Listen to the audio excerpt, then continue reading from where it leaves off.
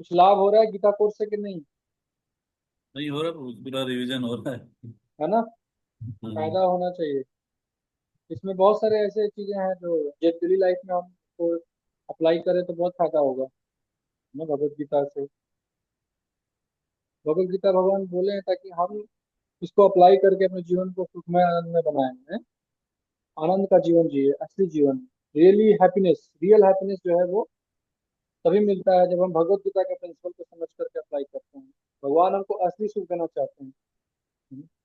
हम है नकली सुख में पड़े हुए हैं। जिसको हम सुख समझते हैं वो सुख नहीं है एक्चुअली में, ये भगवान बताते हैं हमें।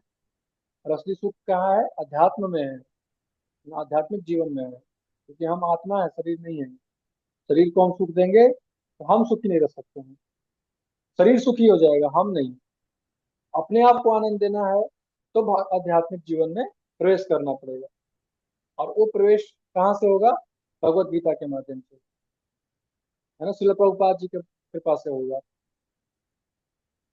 भगवत गीता जब पढ़ेंगे, जब समझेंगे और उसको अप्लाई करेंगे, तो आपको आनंद का अनुभूति होना शुरू हो जाएगा, है ना। और फिर जब उसको प्रैक्टिस करेंगे, उसको पालन करेंगे, तो आनंद का अनुभूति होगा। तो आनंद आएगा, और फिर वो इतना आनंद आएगा, इतना आनंद आएगा कि आपको इस संसार का आनंद लगेगा कि ये क्या था, ये मैं किस तरह का आनंद भोग रहा था, ये कोई आनंद है? छी, इसको भी आनंद बोलते हैं? ऐसा रियली में महसूस होगा जब आप उस आनंद को महसूस करेंगे जो भगवत गीता हमको देना चाहती है, जो भगवान श्री कृष्ण हमको देना चाहते हैं, जो प्रभुपाद जी हमको देना चाहते हैं। जब भक्ति का आनंद महसूस करेंगे, जब भगवान की भक्ति में लगेंगे, हम अपना देंगे 100% भगवान की भक्ति में, तब हमको समझ में आएगा कि वाह, ये है आनंद, इसको बोलते हैं सुख। इसके लिए तो मैं तड़प रहा था, मैं कितने जीवन से मैं इसको तड़प रहा था इसके लिए, ये मुझे मिला है, ये रियली में सुख है। बाकी सब छलावा था, धोखा है केवल। है? इंद्रियों को सुख देना कोई सुख है? कोई सुख नहीं है। हम, क्योंकि हमको पता नहीं है कि इससे बड़ा भी सुख है कोई, है ना? जब ये बड़ा सुख मिलता है तो सारा सुख फीका है इसका। हम सो कॉल्ड जो सुख है, सब फीका है। तो उसको स्टार्ट करेंगे गुरुजनों का आशीर्वाद लेकर के। ओम ज्ञानतिमिरान्धस्य ज्ञानाञ्जनशलाकया चक्षुरुन्मीलितं येन तस्मै श्रीगुरवे नमः। नमो विष्णुपादाय कृष्णपृष्ठाय भूतले श्रीमते भक्तिवेदांत स्वामी इति नामिने नमस्ते सारस्वते देवे गौरवाणी प्रचारिणे निर्विशेष शून्यवादी पाश्चात्यदेशतारिणे मुखं करोति वाचालं पङ्गुं लङ्घयते गिरिं वन्देऽहं तत्कृपा श्रीगुरुं परमानंद माधवं श्री चैतन्य ईश्वर। हरे कृष्णा। तो पिछले अध्याय में हम लोग ने ध्यान योग पढ़ा था। ध्यान योग में बहुत टेक्निकल चीजें थी, मन को कैसे कंट्रोल करना है, अष्टांग योग क्या है। 22 श्लोक में भगवान ने अष्टांग योग समझाया था। उसके बाद फिर मन को कैसे कंट्रोल करना है, मन पे नियंत्रण नहीं है तो उसका क्या है। फिर अगर सफलता नहीं मिला तो, क्योंकि मन पे वश करना बड़ा मुश्किल है, मन विचलित हो जाता है, मन चंचल है। योगी का मन भी चंचल है भाई। जो वश में करने का प्रयास कर रहा है वो भी ढीला हो सकता है, उसका ही मन भटक सकता है इधर उधर, है ना। तो मन भटक सकता है, तो मन भटक गया तो फिर वो कैसे, उसका क्या होगा, उसका स्थिति क्या होगा? वो तो भौतिक जगह, भौतिक जीवन भी नहीं जी पाया, आध्यात्मिक जीवन भी नहीं जी पाया, तो उसका क्या होगा? तो भगवान बोले कि जो इस रास्ते पे चलता है उसका नुकसान कभी नहीं होता है अर्जुन। ये बात जान लो, जो भक्ति कर रहा है, जो ये भगवत गीता क्लास अटेंड करता है या जो भी इसको सुनता है, उसका कभी नुकसान नहीं होता है। हाँ, कभी नुकसान नहीं होता है। मान लो कि अगर वो नहीं कर पाया इसको, है ना, तो भी उसका नुकसान नहीं होगा। जितना पढ़ेगा, जितना सीखेगा, वो स्टोर रहेगा उसका 100%। है, पूरा कर ले तो बहुत अच्छा बात है। पूरा नहीं कर पाए किसी कारण से, किसी अपने इंद्रियों के प्रबल प्रवाहों के कारण से, या फिर अपने मन के वीकनेस के कारण, है ना, किसी वीकनेस के कारण, किसी कमजोरी के कारण वो नहीं कर पाया, तो कोई बात नहीं, लेकिन उसका उतना भक्ति स्टोर रहेगा। जितना परसेंट उसने भक्ति किया, जितना परसेंट उसने योग किया है, वो योग जो है उसको स्टोर रहेगा। और अगले जीवन में उसको फिर वो भक्ति या वो योग जो है वहां से स्टार्ट कर सकता है जहाँ पे वो खत्म किया था। तो नुकसान नहीं होगा, ऐसा नहीं खत्म हो जाएगा उसका भक्ति, खत्म नहीं होगा उसका भक्ति। जितना भी किया है वो स्टोर्ड रहता है। तो ये बता करके भगवान ने बताया कि फिर सभी योगियों में सबसे बेस्ट योगी कौन है? तो भक्ति योगी है। जो भगवान कृष्ण पे ध्यान करता है वो सबसे श्रेष्ठ है, सबसे बेस्ट है ना। परमात्मा पे ध्यान करना, ब्रह्मन पे ध्यान करना, भगवान पे ध्यान करना सबसे टॉप है, सबसे हाई लेवल का है। कृष्ण के रूप पे ध्यान करना, कृष्ण जो है बांसुरी बजा रहे हैं, सुंदर रूप है भगवान का, सुंदर भगवान का आंख है, भगवान का नाक सुंदर है, भगवान का होठ इतना सुंदर है भगवान की भुजाएं इतनी लंबी हैं, सुंदर हैं। तो ये जिस जो व्यक्ति इस भगवान के इस दिव्य रूप पे चिंतन करता है वो सबसे श्रेष्ठ है। एक होता है जो ज्योति पे भगवान, भगवान से निकलने वाला जो ज्योति है ब्रह्म ज्योति, उसको ही सब कुछ मान करके उस पे ध्यान करता है। और एक होता है जो परमात्मा पे ध्यान करता है, जो चतुर्भुज रूप परमात्मा है जो हृदय में वास करते हैं, वो परमात्मा पे ध्यान करता है, उसको भी आनंद मिलता है, उसको भी बहुत सुख मिलता है। लेकिन जो भगवान के दिव्य रूप पे ध्यान करता है, जिससे परमात्मा आ रहे हैं, जिससे ब्रह्म ज्योति आता है, वो भगवान सोर्स है। Krishna is a source. और कृष्णा के ऊपर जो ध्यान करता है वो सबसे श्रेष्ठ है ना, क्योंकि उसको ब्रह्म आनंद, ब्रह्मा आनंद और परमात्मा के आनंद से अनंत लाखों करोड़ों गुना ज्यादा आनंद उस व्यक्ति को मिलता है जो कृष्णा के रूप पे ध्यान करता है। तो कृष्णा का दिव्य रूप पे जो ध्यान करता है उसको बहुत सुख मिलता है, बहुत ज्यादा सुख। भक्ति रसामृत सिंधु अगर आप पढ़ेंगे, रूप गोस्वामी जी का बुक है भक्ति रसामृत सिंधु। तो भक्ति रसामृत सिंधु में बताया गया है कि विषय सुख जो होता है, विषय का सुख जो इंद्रियों से हम भोग करते हैं, उससे कई गुना ज्यादा सुख मानसिक सुख होता है जो मन से भोगते हैं। और उससे कई गुना सुख ज्यादा होता है बौद्धिक सुख जो बुद्धि से भोगते हैं। और उससे भी कई गुना ज्यादा सुख होता है ब्रह्मानंद सुख, जो ब्रह्म का आनंद मिलता है। और उससे अरबों खरबों गुना ज्यादा सुख भक्ति से मिलता है। तो भक्ति का सुख बहुत ज्यादा है, बहुत ज्यादा, बहुत हाई लेवल का सुख है। तो भक्ति का सुख जो है वो भगवान देना चाहते हैं हमको, इतना सुख देना चाहते हैं, इतना खुशी। भगवान चाहते हैं कि हम खुश रहें, हम सुखी रहें। इसीलिए वो भगवद गीता ज्ञान दिया हमको, ताकि हम इसको पालन करें और जो असली सुख है, जो रियल हैप्पीनेस है, उसको प्राप्त करें। तो इसलिए भगवान जो है भगवद गीता का प्रवचन किए। और बहुत ही प्रैक्टिकल, बहुत ही जो है उपयोगी है भगवद गीता हमारे लिए। जो लोग नहीं करते हैं इसको नहीं पढ़ते हैं, किसी भी कारणवश वो बहुत ही अभागे हैं, उनका भाग्य बहुत खराब है। अब जिसका भाग्य बहुत अच्छा है वही इसको पढ़ता है, वही इसको सुनता है, वही इसको समझता है। तो हमने अध्याय 6 तक क्या अपने बारे में पढ़ा, स्वयं के बारे में, है ना। हमको क्या करना है, अर्जुन को क्या करना है, वो भगवान बताएं। कृष्णा जो है अर्जुन का केवल रथ नहीं हाँक रहे हैं, बल्कि उसके जीवन के रथ को भी हाँक रहे हैं, उसके जीवन को भी चला रहे हैं कृष्णा। कृष्णा ने अब कंट्रोल पूरा अर्जुन का अपने हाथ में ले लिया है। और अब अर्जुन को जो है भगवान निकाल रहे हैं, इस संसार से बचा रहे हैं। कैसे निकालना है, कैसे बचाना है। ये साउंड लगाना बाकी है इस पे तो लगा दो जल्दी भेजो उसको तो हरि बोल, माइक बंद अब करो। लगा लो लो है हम चली जाएंगे पानी में ज्यादा नहीं तो निकाल क्या है, वेरी केयरलेस, सेंसिटिविटी नहीं है बिल्कुल भी। कहाँ पे बैठे हैं, क्या कर रहे हैं। एटिकेट्स कब सीखेंगे हम लोग। तो विश्वनाथ चक्रवर्ती ठाकुर जो है वो भगवत गीता को कंपेयर करते हैं एक संदूक से। संदूक समझते हैं, संदूक में जिसमें सोना वोना छुपा के रखते हैं। तो संदूक से कंपेयर करते हैं, बोलते हैं कि भगवत गीता में 18 अध्याय है, और जो बेस है इसका संदूक का वो है कर्म योग। प्रथम 6 अध्याय वो इसको बेस बोलते हैं, बेस। और ऊपर का जो ढक्कन होता है उसको ज्ञान योग बोलते हैं। जो लास्ट के 6 चैप्टर्स हैं, चैप्टर 13 से लेकर चैप्टर 18 जो है वो उसका ढक्कन है इस संदूक का। और बीच में जो है सोना, जो असली माल है वो बीच में है, वो भक्ति योग है। तो भक्ति योग अभी हम लोग शुरू कर रहे हैं, चैप्टर 7 से लेकर चैप्टर 12 तक। वो असली चीज है जो बीच में रखा गया है, कीमती चीज को बीच में रखा जाता है। तो इस श्लोक के साथ हमने खत्म किया था चैप्टर 6, 47 नंबर वर्स। क्या है, योगी नाम अपनी सर्वेशम मद्गतेन अंतरात्मना श्रद्धावान भजते यो माम समय युक्त तमो मतः।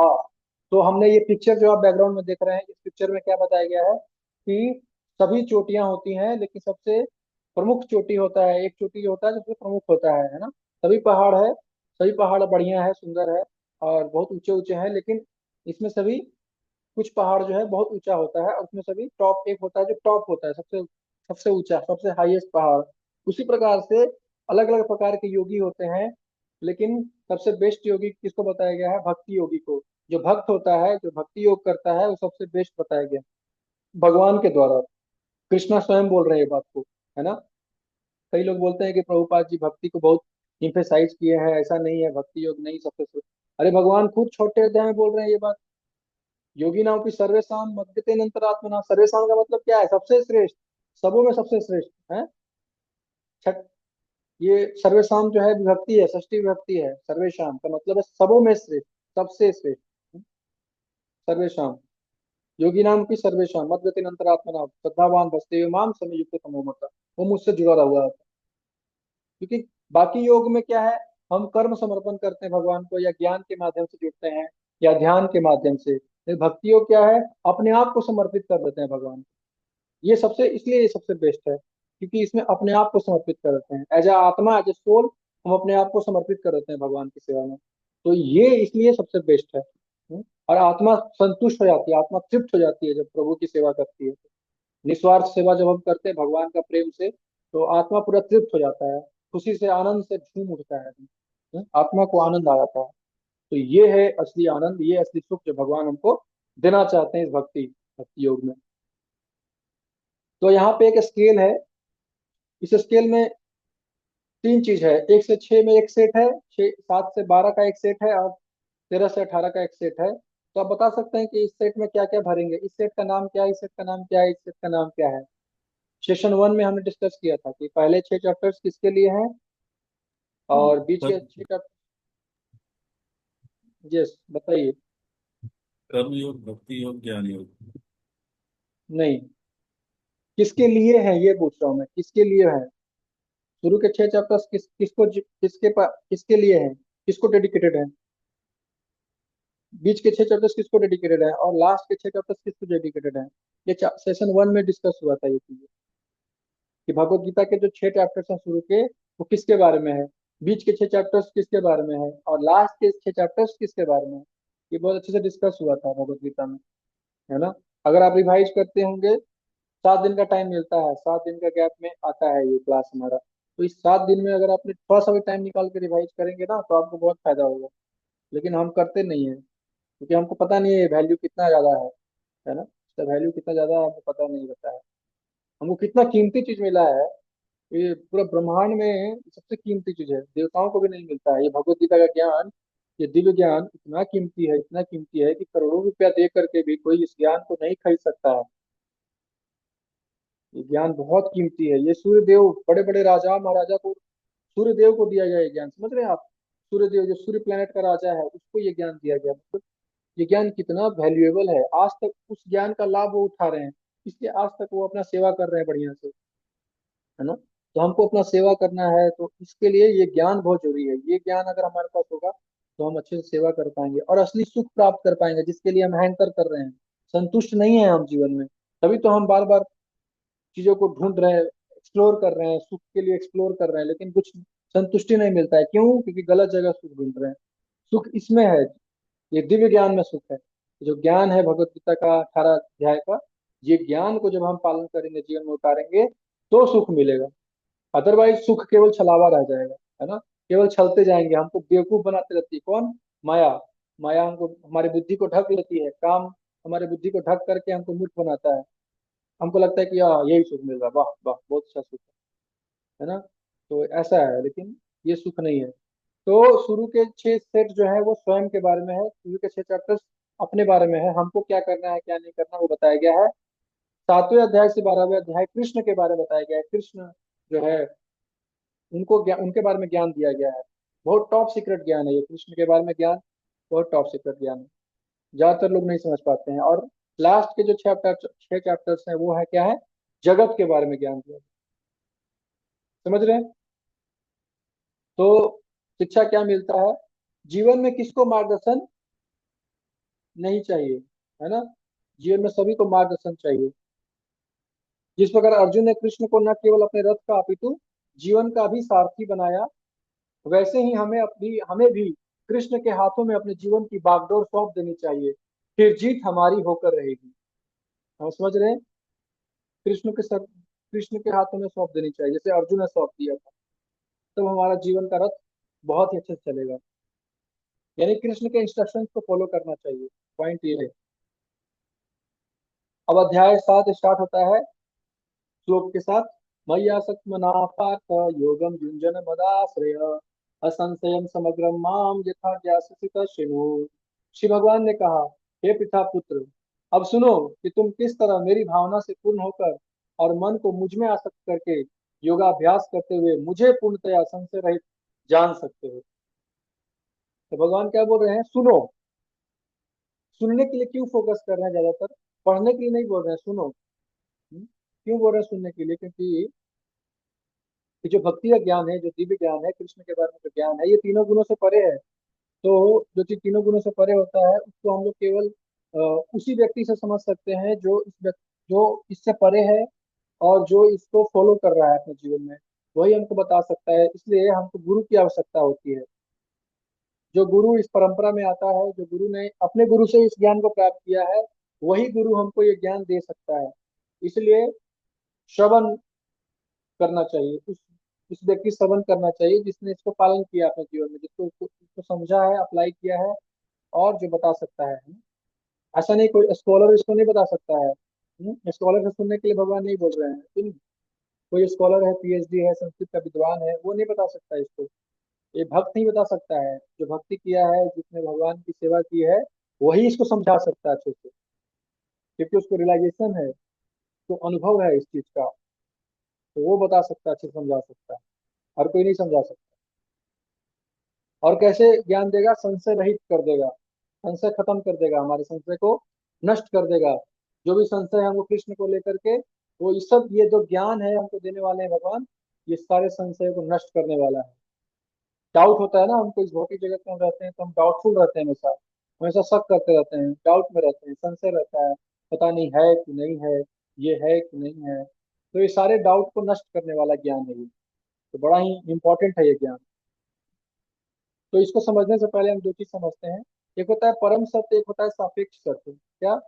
परम सत्य और सापेक्ष सत्य। परम सत्य क्या होता है?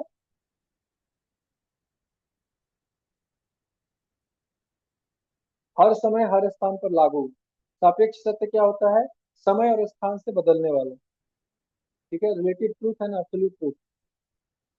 जो ट्रूथ कभी नहीं बदलता है, देश काल, किसी भी देश और किसी भी काल में नहीं बदलता है, उसको क्या बोलते हैं? परम सत्य। और जो बदलते रहता है उसको क्या बोलते हैं? सापेक्ष सत्य। सापेक्ष सत्य या रिलेटिव ट्रूथ, इंग्लिश में रिलेटिव ट्रूथ। तो जैसे ये सूरज रोशनी देता है, ये क्या है?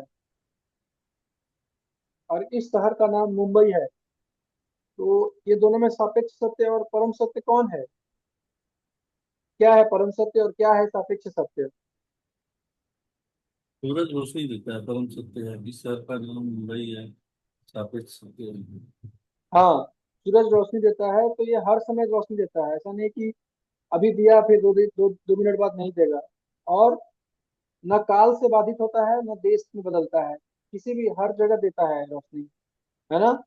पूरे पृथ्वी के हर कोने में रोशनी पहुंचाता है। तो देश काल परिस्थिति के अनुसार बदल नहीं रहा है।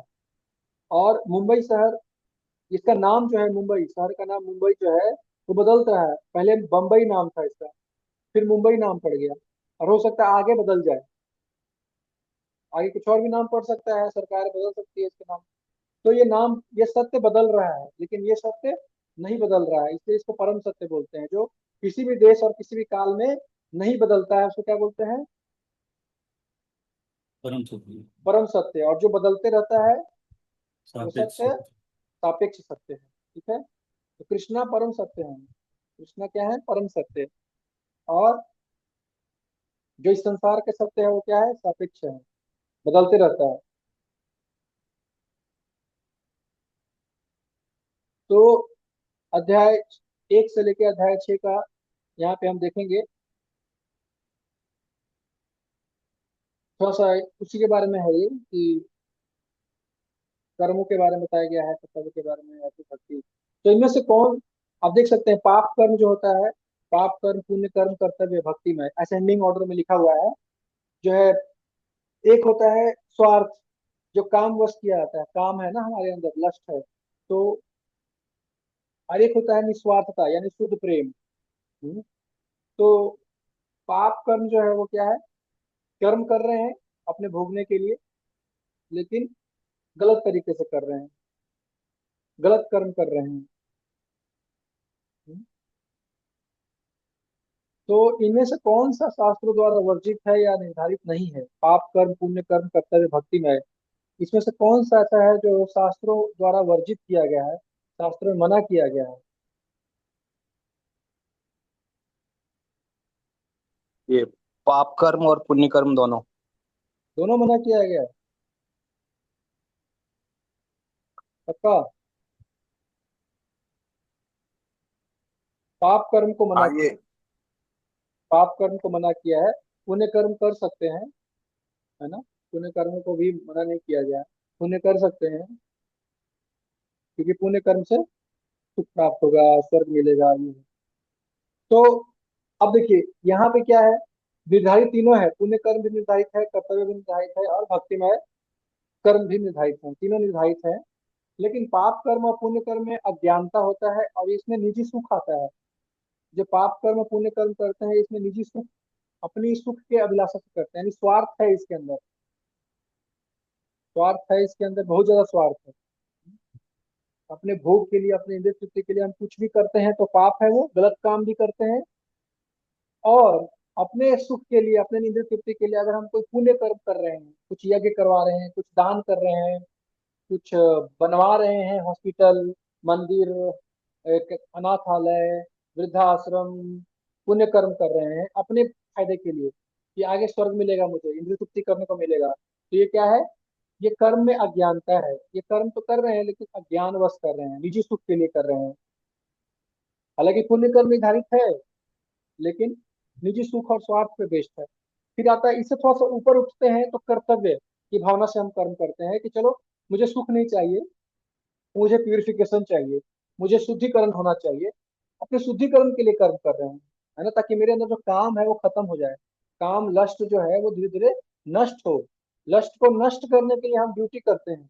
हम कर्तव्य को, कर्म को ड्यूटी माने कर रहे हैं। हमको कोई उससे अटैचमेंट नहीं है, उसके फल से अटैचमेंट नहीं है हमको।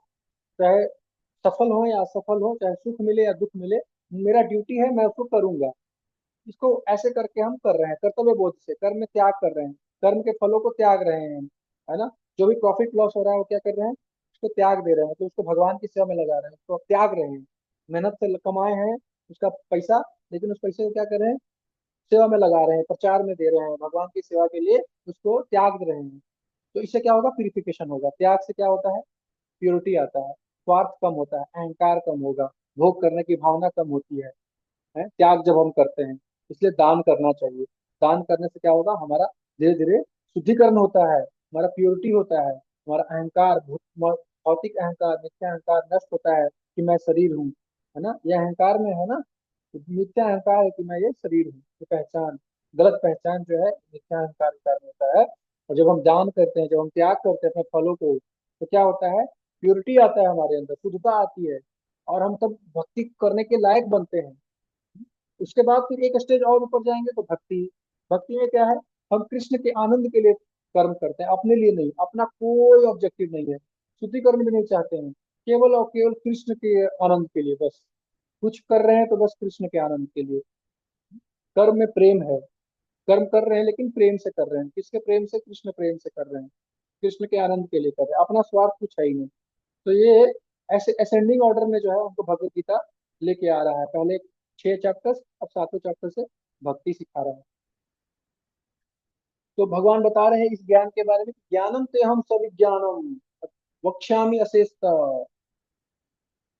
ऐसा ज्ञान बता रहा हूँ, ज्ञान और विज्ञान दोनों बता रहा हूँ, इसको जान लेने के बाद तुमको कुछ भी जानना अशेष नहीं रह जाएगा, सब कुछ जान जाओगे, है ना। उसमें भगवान, स्वयं, जगत, सब के बारे में बताया जाएगा, जीव, ईश्वर, प्रकृति, पूर्ण ज्ञान। ये 3 चीज ही तो है इस संसार में, और तीनों के बारे में उसमें बता दिया जाएगा। तो अर्जुन खुश हो जाते हैं, बोलते हैं अरे वाह, आगे कुछ भी जानने को शेष नहीं रहेगा, क्या कोई इसे जान सकता है? तो बोले कि हाँ, लेकिन बहुत कम लोग जान सकते हैं इस ज्ञान को। इस ज्ञान को लेने वाले लोग बहुत कम है, संख्या बहुत कम है। एक बहुत ही दुर्लभ व्यक्ति वास्तविकता में इस ज्ञान को समझ पाता है ना। हजारों में से कोई एक, उसमें से भी कोई एक, मतलब बहुत रेशियो कम है, 1:1000। रेशियो बहुत कम है। ऐसा भगवान बताते हैं कि भीड़ बहुत कम है, इस दुकान पे भीड़ बहुत कम है, आलतू फालतू दुकानों पे भीड़ बहुत है, लेकिन ज्ञान के, इस दिव्य ज्ञान के दुकान पे भीड़ कम है। जनता कम आती है इधर। जनता को वही पसंद है जो इंद्रिय तृप्ति कराए, जो असली सुख देना चाहता है, आत्मा का सुख देना चाहता है, उसके पास व्यूज कम आएंगे, लाइक्स कम आएंगे, हैं? उस पर ज्यादा लोग नहीं देखेंगे उस वीडियो को, लेकिन जिस वीडियो पे इंद्र तृप्ति भरी हुई है, नग्नता भरा हुआ है, उसको खूब देखेंगे लोग, अप्रिशिएट करेंगे उसको, है, क्योंकि उसमें इंद्र तृप्ति है, क्षणिक सुख है, तो उसको लोग खूब देखते हैं यूट्यूब पे। लेकिन अगर ज्ञान की बातें चल रही हो, कुछ अच्छी चीज बता रहे हैं जो हमारे बेनिफिट के लिए है, हमारे लाइफ टाइम बेनिफिट के लिए है, लेकिन उसको नहीं देखेंगे। तो ये चीजें हैं, भगवान बता रहे हैं ये बात को। ये बात आज ही का नहीं है, ये बात कब के है, ये मतलब ये सतयुग से ही चल रहा है ये बात, कि बहुत कम लोग ही आते हैं इधर, और कलयुग में ज्यादा ज्यादा लोग, बहुत कम लोग ही आएंगे। घबराने की बात नहीं है इसमें। हजारों में से कोई एक एक ही आता है इधर ज्ञान लेने के लिए, तो बहुत रेशियो कम है। फिर भगवान जो है अपने एनर्जी के बारे में बताना शुरू करते हैं, अपने शक्ति के बारे में बताना शुरू करते हैं, कि भगवान की, जैसे भगवान के पास बहुत सारी शक्तियां हैं, तो उसमें से एक शक्ति के बारे में बता रहे हैं कि पृथ्वी जल अग्नि वायु आकाश, मन बुद्धि और अहंकार, ये मेरी 8 प्रकार की भौतिक शक्ति है ना। तो भगवान की अनंत शक्तियों में से एक शक्ति क्या है, ये 8 प्रकार की भौतिक शक्ति है। अब विज्ञान की दृष्टि से ये जो है, ये इसको मैटर बोलते हैं, साइंस इसको मैटर बोल रहा है ना। तो भगवान एक श्लोक में ही ये बात कब का बता चुके हैं कि मैटर और एनर्जी एक ही चीज है, energy is equal to matter. Einstein ने इसको बताया तो लोगों को विश्वास हो गया कि energy is equal to matter. तो इस पे आज बहुत सारे एप्लीकेशंस भी हैं, radioactive nuclear power plant, और बहुत सारे टेलीकम्युनिकेशन में भी इस थ्योरी को यूज किया जाता है, E equal to mc², energy is equal to mass into light का स्पीड का स्क्वायर, है ना। तो आइंस्टीन ने प्रूव कर दिया था कि एनर्जी और मैटर दोनों इक्वल हो जाते हैं, दोनों एक ही चीज है ना। मैटर एनर्जी में कन्वर्ट हो सकता है, एनर्जी मैटर, तो दोनों एक चीज है। तो भगवान यही बता रहे हैं कि ये जो एनर्जी है, मेरा 8 प्रकार की भौतिक शक्ति है, इसी को विज्ञान विज्ञान में मैटर बोलते हैं, ये मेरी 8 प्रकार की भौतिक शक्ति है। ये जड़ है, इसमें कोई चेतना नहीं होता है, ये जड़ शक्ति है मेरा। और इसके बाद एक और शक्ति है मेरा, वो है पराशक्ति, जीवात्मा, चेतन शक्ति है, वो भी मेरी प्रकृति है, वो भी मेरी शक्ति है। यानी हम लोग कौन है, हम भगवान की शक्ति हैं, भगवान की एनर्जी हैं, है ना। हम कृष्णा के एनर्जी हैं, कृष्णा की शक्ति हैं, आध्यात्मिक शक्ति हैं भगवान के, जीवात्मा। ये भगवान का एक एनर्जी है, हजारों एनर्जी और लाखों करोड़ों एनर्जियों में से एक एनर्जी हम ये हैं, जीवात्मा, है ना। जैसे आप देख सकते हैं यहाँ पे डॉल है, जड़ पदार्थ। अच्छा, भगवान छठे श्लोक में ये बता रहे हैं कि जड़ पदार्थ और चेतन आत्मा, और दोनों के संयोग से क्या बनता है, ये संसार चलता है, दोनों के संयोग से सब कुछ इस जगत में जितने भी प्राणी हैं, चर अचर, वो सब क्या है, इन दो चीजों के संयोग से बने हुए हैं। किस चीज से, एक 8 भौतिक शक्ति और एक पराशक्ति यानी जीवात्मा शक्ति, इन दोनों शक्तियों को मिलाने से ही ये जगत में सारे चर अचर एग्जिस्ट कर रहे हैं, है ना। एतद योनिनी भूतानी सर्वाणी इति उद्धारय, भगवान बता रहे हैं कि ये जितने भी योनियां हैं, जितने भी पदार्थ है, जितने भी लिविंग एंटिटीज हैं इस संसार में, वो दो चीजों, दो एनर्जी से मिलकर बना है, एक मटेरियल एनर्जी और एक स्पिरिचुअल एनर्जी, है ना। दो एनर्जी से मिलकर, मतलब इस संसार में केवल एनर्जी ही है, जिसको हम मैटर बोलते हैं वो एक्चुअली मैटर नहीं है, एनर्जी है। ये भौतिक, एक भौतिक एनर्जी है, एक आध्यात्मिक एनर्जी है, और इन दो एनर्जी से बन चल रहा है संसार, समझ रहे? ये दो एनर्जी से है, दोनों एनर्जी कहाँ से है, ये दोनों एनर्जी कृष्णा से आ रहा है, कृष्णा का एनर्जी है ये दोनों। और कृष्णा क्या है, कृष्णा पूरे तरह से चिन्मय है ना। और इन दोनों के सोर्स कौन है, कृष्णा है, कृष्णा से दोनों आता है, आध्यात्मिक शक्ति भौतिक शक्ति दोनों का सोर्स कौन है, कृष्णा, है ना। कृष्णा ही क्रिएटर है, कृष्णा ही डिस्ट्रॉयर है, कृष्णा ही ओरिजिन है और कृष्णा ही डिसोल्यूशन है ना। सब कुछ कृष्णा से निकल के आता है। जैसे कि ये स्पाइडर होता है, स्पाइडर देखे हैं आप लोग घर पे, स्पाइडर जाला बिछाता है, जाला, तो वो अपने मुंह से जाला फेंक करके बिछा लेता है, और फिर उस जाला को समेट लेता है ना। तो उसी प्रकार से भगवान जो है इस सृष्टि को अपने अपने अंदर से निकालते हैं और फिर उसको समेट लेते हैं, समझ रहे हैं, स्पाइडर की तरह जाला बिछाते हैं फिर खींच लेते हैं। तो भगवान ही ओरिजिन है सब कुछ के, और भगवान कृष्ण ही प्रलय है सब कुछ के। सब कुछ प्रलय होता है तो भगवान अपने अंदर ले लेते हैं सबको, सब कुछ खींच लेते हैं, और जब सृष्टि करना होता है तो सब कुछ फैला देते हैं पूरा। कृष्णा सोर्स है सब चीजों के, समझ रहे हैं?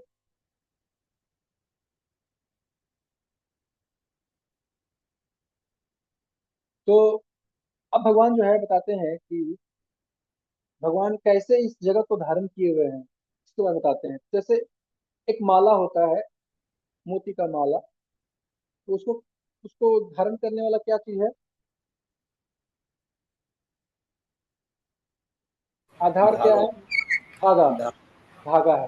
तो भगवान बोल रहे हैं कि मत्ता परतरम नान्यत् किंचित् अस्ति धनंजय मयि सर्वमिदं प्रोतं सूत्रे मणि गणा इव, कि मेरे से परे कुछ भी नहीं है। कृष्ण, कृष्ण से परे कुछ भी नहीं है। अब देखिए यहाँ पे मायावादी लोग को भगवान जो है, निराकारवादी जो निराकार मानते हैं, भगवान के रूप को नहीं मानते हैं, निराकार मानते हैं परम ब्रह्म को, उनको ही भगवान ने चैलेंज दिया है यहाँ पे, कि भगवान बोल रहे हैं कि मेरे जो, ये जो मैं कृष्ण हूँ, मेरे से परे कुछ है ही नहीं।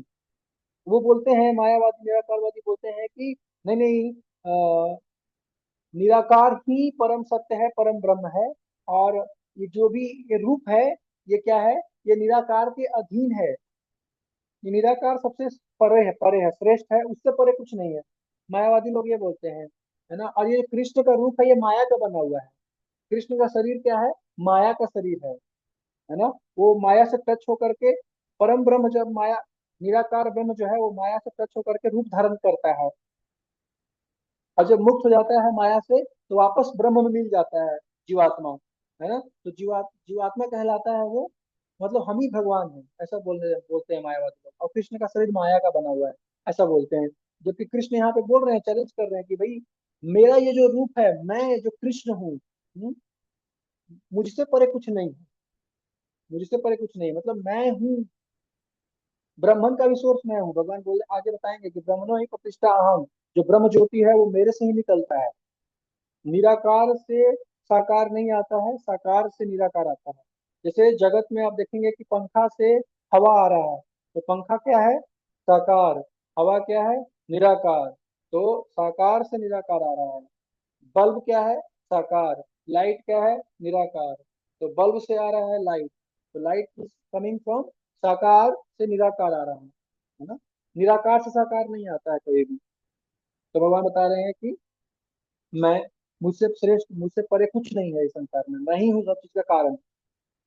कारणों के कारण कौन है? Krishna. Krishna is the ultimate कारण। उनके ऊपर कोई कारण ही नहीं है, बस वही कारण है, वो मूल, ओरिजिनल, है ना।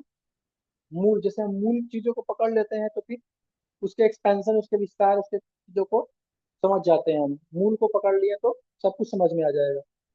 उसी प्रकार से कृष्णा मूल है जगत के, उनसे ही सब कुछ आता है, और उनका कोई कारण नहीं है, वो सबके कारण है।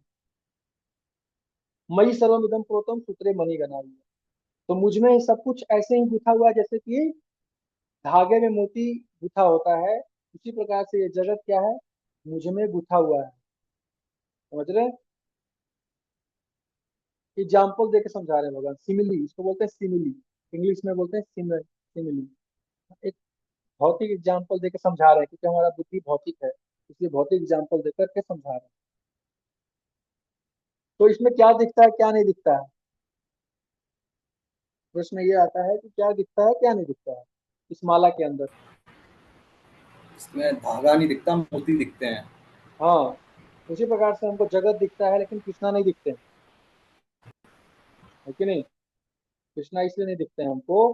तो कई लोग आर्गुमेंट करेंगे कि क्या तुम मुझे भगवान को, भगवान दिखा सकते हो, है ना। तो उसका जवाब जो है प्रभुपाद जी देते हैं कि क्या आप भगवान को देख सकते हैं?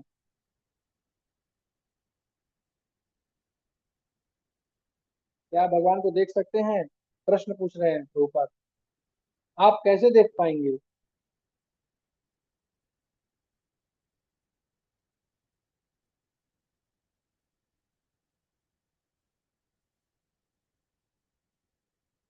ये टकरा है।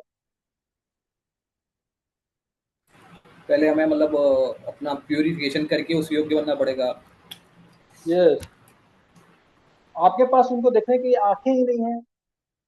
भाई, जिस चीज से देखना है वो चीज तुम्हारा है ही नहीं तुम्हारे पास। यदि मैं आपको दिखाऊं तो भी आप नहीं देख पाएंगे ना, आंख है ही नहीं तो देखेंगे कैसे? हमको वैसा आंख चाहिए ना भगवान को देखने के लिए। जैसे हमारा आंख जो है वो ऑप्टिकल इल्यूजरी है, इल्यूजन में फंस जाता है हमारा आंख। जैसे आप इस फिगर को देखिए, फिगर 1, फिगर 2, फिगर 3। तो फिगर 1 में बताइए कौन सर्किल बड़ा है?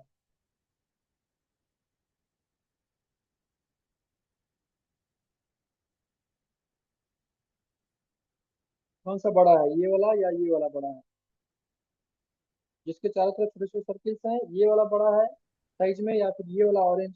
कौन सा सर्कल बड़ा है, ये वाला ऑरेंज या ये वाला ऑरेंज? बड़ा साइज में कौन है?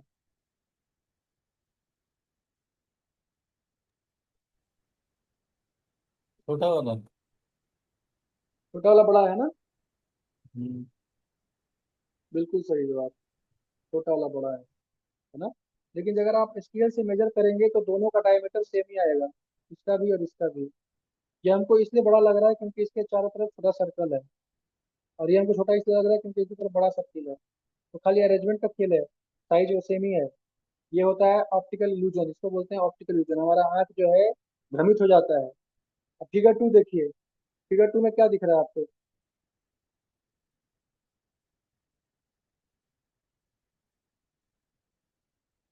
ट्राइंगल दिख रहा है क्या? ट्राइंगल ड्रॉ किया हुआ है।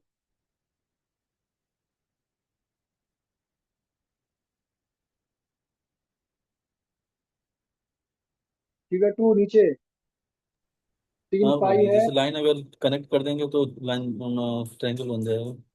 है ना? लग रहा है कि ट्रायंगल बनाया हुआ है, लेकिन ट्रायंगल नहीं बनाया हुआ है। वो इस तरह से रखा हुआ है वो तीनों सर्कल के पाई को। अरेंजमेंट है। हाँ, कि लग रहा है कि वो ट्रायंगल बना के रखा है, लेकिन ट्रायंगल नहीं बनाया है। अगर फिगर 3 देखिए आप, इसमें क्या दिख रहा है आपको?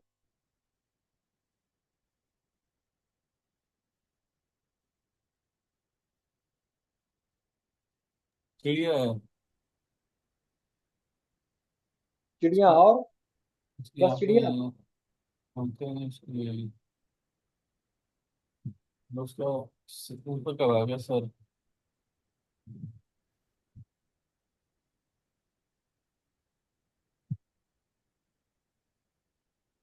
तो इसमें बत्तख भी है और रैबिट भी है, दोनों चीज है। समझ रहे? अगर आप उल्टा देखेंगे तो बत्तख, सीधा देखेंगे तो रैबिट।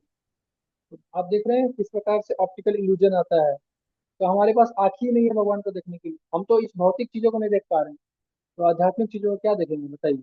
जैसे इसको देखिए आप, लग रहा है घूम रहा है ना? घूमता हुआ दिख रहा है?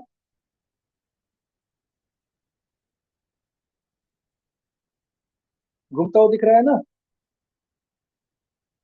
नहीं, पूरी लग तो नहीं रहा, ऐसा घूम रहा है मतलब। हल्का सा घूम नहीं रहा है, थोड़ा थोड़ा? नहीं, अगर ऐसे निगाह इधर से उधर करके बार बार ऐसे करेंगे तो लगेगा। कंटिन्यू देखेंगे तो नहीं लग रहा है। पर एक होते जगह हैं ऐसे देखेंगे तो नहीं ऑप्टिकल। लगेगा, एक पॉइंट पे देखेंगे तो नहीं लगेगा।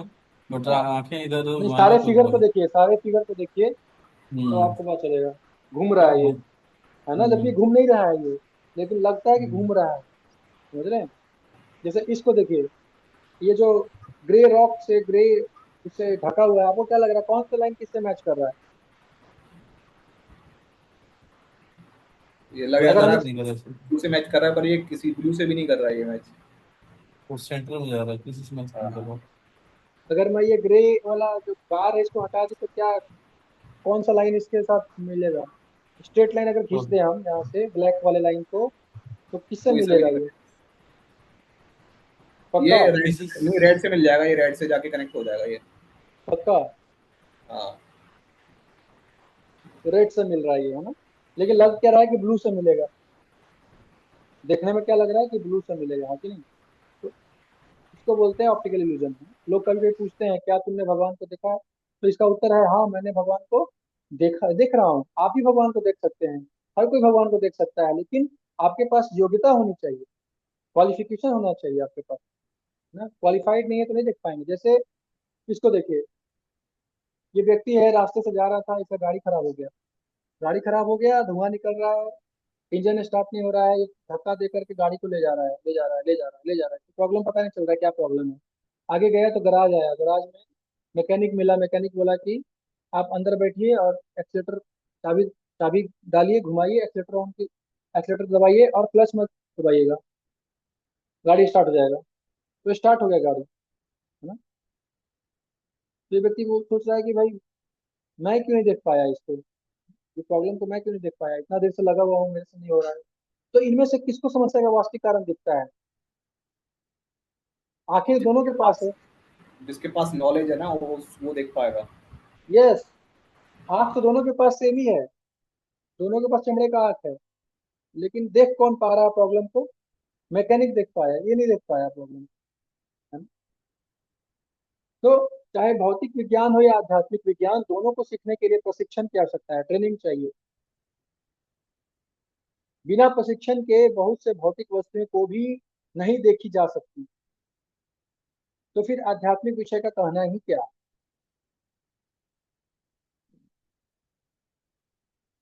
तो अब अर्जुन जो है वो भगवान से प्रश्न पूछते हैं कि क्या कुछ ऐसा उदाहरण दे सकते हैं जिससे कि आपको देख सकते हैं, है कि नहीं, क्योंकि मैं युद्ध कर रहा हूँ, तो युद्ध में कैसे मैं आपको देखूंगा। इतना सारा काम करना होता है, सुबह से लेकर रात तक काम करते हैं, तो टाइम कहाँ है, कैसे देखूंगा, कैसे महसूस करूँ आपको। तो भगवान बोले कि जैसे तुम जल पीते हो ना, जल, तो जल का सार क्या है बताओ, what is the essence of water.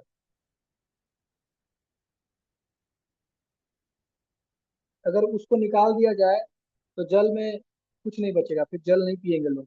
बताओ वो क्या है।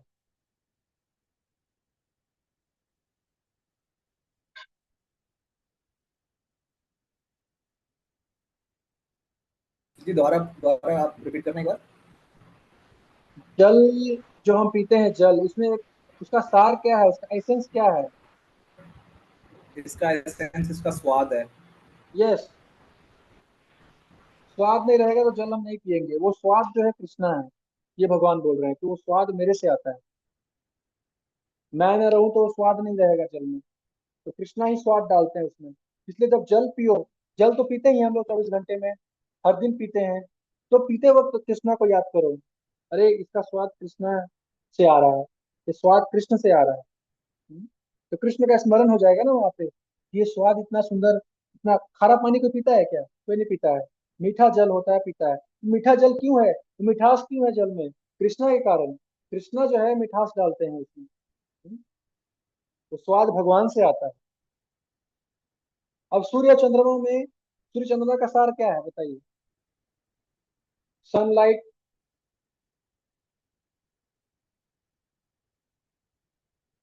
बताइए क्या सार है, दोनों का एसेंस क्या है। उनका सार है मतलब सूर्य का सार है मतलब हीट और लाइट। और मून का है लाइट भी है और शीतलता। लाइट, दोनों में कॉमन क्या है, लाइट। लाइट जो है इनका सार है। वो लाइट कहाँ से आ रहा है, वो भगवान से आता है। भगवान का शरीर से जो ब्रह्म ज्योति निकलता है वहां से आता है ये लाइट, इन दोनों में। तो ये भी कृष्णा से आता है ना। तो हम रोज हर दिन सूर्य चंद्रमा देखते हैं, तो हर दिन हम कृष्ण का स्मरण कर सकते हैं ना, कृष्ण को देख सकते हैं एक तरह से। अभी हमारा भौतिक दृष्टि है तो हम भौतिक तरीके से देख सकते हैं कृष्णा को, कि जो लाइट हमको मिल रहा है ये कहाँ से आ रहा है, कृष्णा से आ रहा है। चाहे सूर्य का लाइट हो या चंद्रमा का लाइट हो, कहाँ से आ रहा है, कृष्णा से आ रहा है। हम्म? क्या आप कुछ और उदाहरण दे सकते हैं, अर्जुन पूछ रहे हैं कि कुछ और उदाहरण दे सकते हैं क्या, examples, more examples to clarify your statement. कई बार हम कुछ चीजों को समझने के लिए एग्जाम्पल बहुत मानते हैं, तो भगवान बोलते हैं हाँ और उदाहरण है ना। पुरुष और स्त्री में जो क्षमता है, जो कैपेसिटी है, कैपेबिलिटी है, एबिलिटी, वो मेरे से आता है, कृष्णा से आता है। एक्स्ट्रा ऑर्डिनरी टैलेंट जो है इनके पास, है ना, परुषत्व है, वो कहाँ से आता है, भगवान से आता है परुषत्व। कोई बहुत तेज दौड़ता है, कोई बहुत बलवान होता है, कोई बहुत बुद्धिमान होता है। ये बुद्धिमान, ये बलवान, ये कहाँ से बन रहा है, कृष्णा बनाते हैं, कृष्णा देते हैं वो power. That thing comes from Krishna, that ability comes from Krishna. आग होता है, आग, आग, आग का जो गर्माहट है, हीट है, जिसको हम लोग ठंड में बहुत यूज करते हैं, है कि नहीं। जो हमारे पेट में भी अग्नि तंत्र होता है, जिससे पचन होता है, पाचन होता है, हमारा डाइजेशन होता है, वो हीट जो है वो कहाँ से आता है, कृष्णा से आता है। अगर हीट ना हो तो हमारा डाइजेशन खराब हो जाएगा। अगर पेट में हीट ना हो तो हमारा डाइजेशन खराब हो जाएगा। वो हीट कृष्णा, यानी कृष्णा पचाते हैं हमारे चारों खाना को। हम जो भोजन खा रहे हैं उसको ही भगवान ही पचाते हैं। अगर भगवान ना हो तो भोजन नहीं पचेगा हमारा। तो फिर आप हर जगह हो, सब कुछ में, है ना। तो भगवान बोलते हैं हाँ मैं हूँ सब कुछ में, लेकिन मैं स्वतंत्र हूँ। वाह, सब जगह है भी लेकिन फिर भी स्वतंत्र है। ऐसा रियली ऐसा देखने को नहीं मिलता है कि नहीं।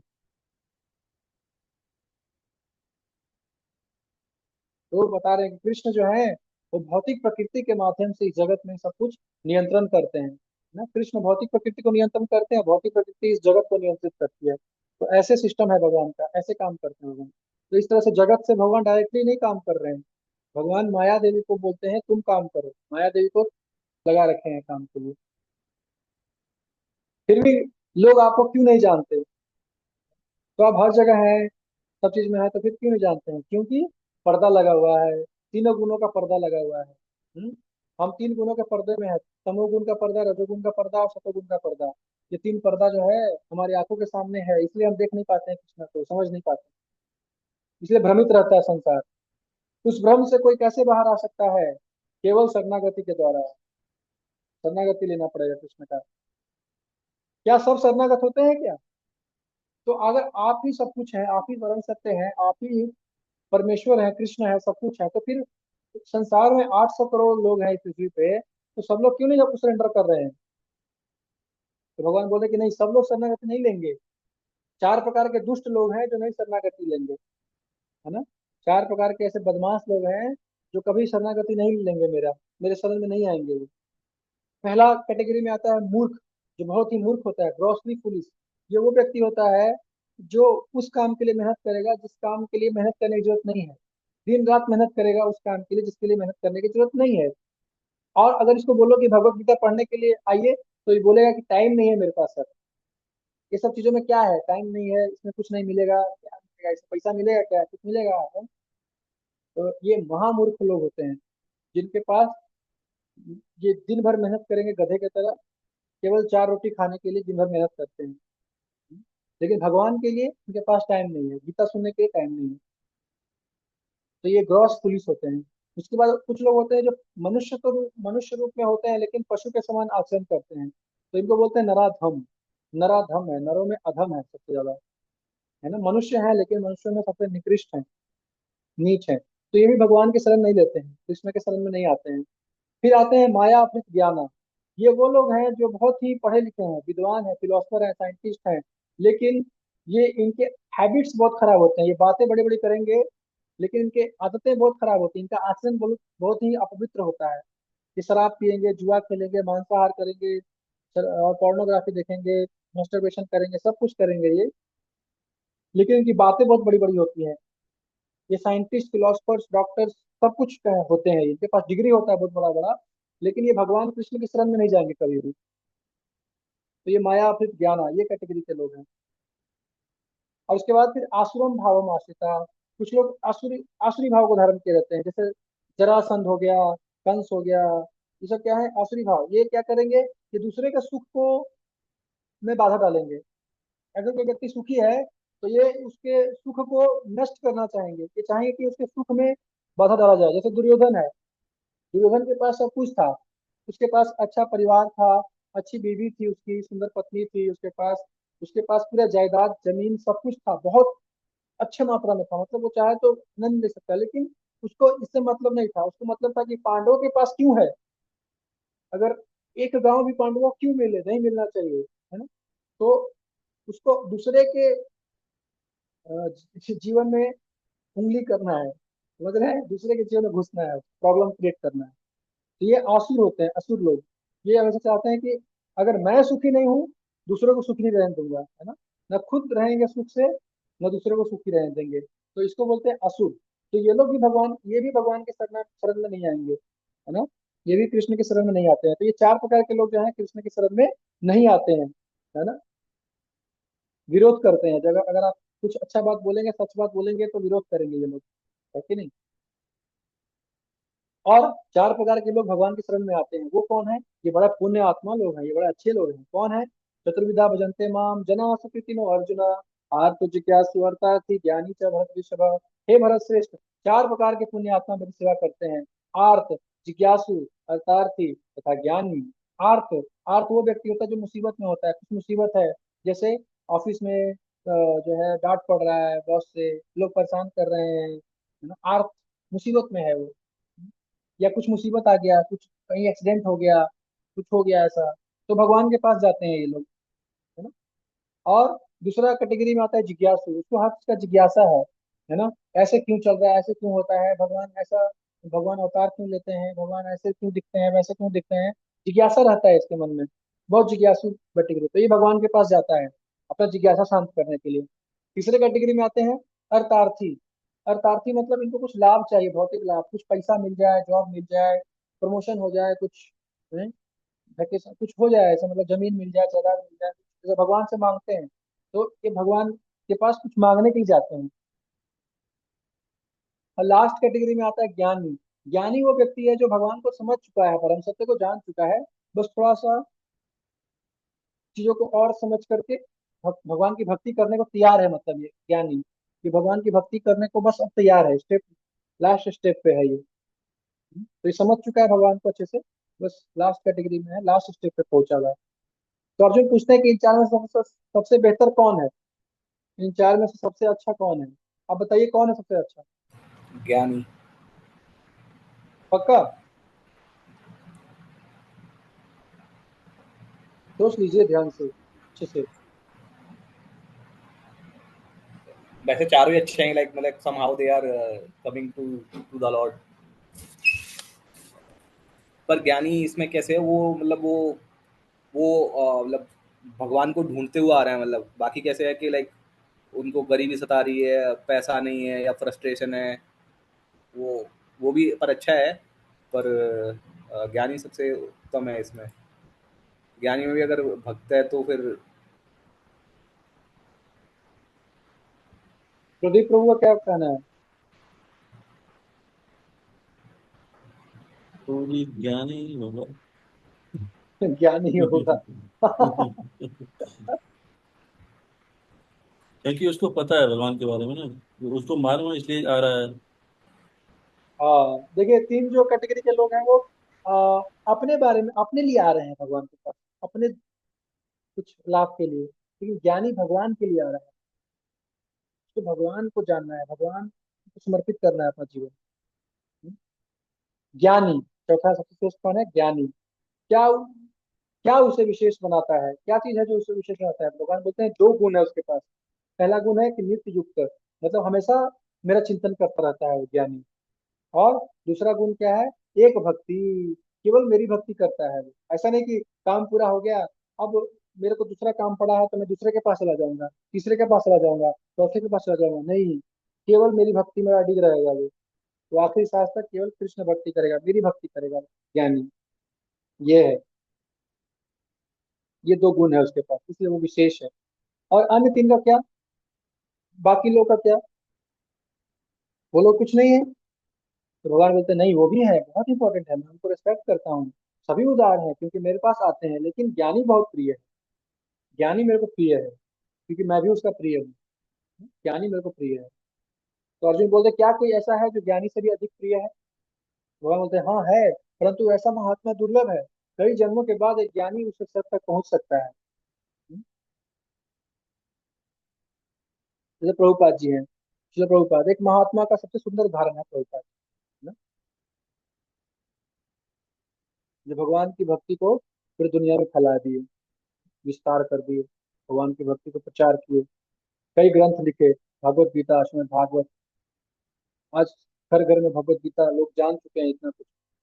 तो प्रभुपाद जी की कृपा है, प्रभुपाद जी ने प्रचार किया है, भगवान के बारे में बताया है ना। तो अमेजोन पे एक बुक है, Prabhupada messenger of supreme Lord, ये शॉर्ट बायोग्राफी है प्रभुपाद जी का, तो इसको जरूर पढ़िएगा आप लोग, तो पढ़ेंगे तो बहुत लाभ होगा। शॉर्ट में प्रभुपाद जी को जानना है तो ये बुक बहुत बेस्ट है, सतस्वरूप दास गोस्वामी जी महाराज जी के द्वारा लिखा गया है, और बहुत ही अच्छा बुक है। भगवान का दूत, राजदूत थे भगवान के प्रभुपाद जी, भगवान के धाम से आए थे, पर्पस को, मिशन को फुलफिल करने के लिए, कृष्णा का मिशन था, उस मिशन को फुलफिल करने के लिए स्पेशल सोल है ये। तो इनके बारे में जरूर पढ़ना चाहिए, है ना। अगर आप इस्कॉन को समझना चाहते हैं तो प्रभुपाद जी को पढ़िए, प्रभुपाद जी को समझ गए तो आप सब कुछ समझ जाएंगे। Prabhupada ji very important personality, is not ordinary man, साधारण व्यक्ति नहीं है ये भगवान के धाम से आए थे मिशन को फुलफिल करने के लिए। इनका जन्म, इनका कर्म सब दिव्य है, भगवान के तरह ही इनके जन्म कर्म भी दिव्य है।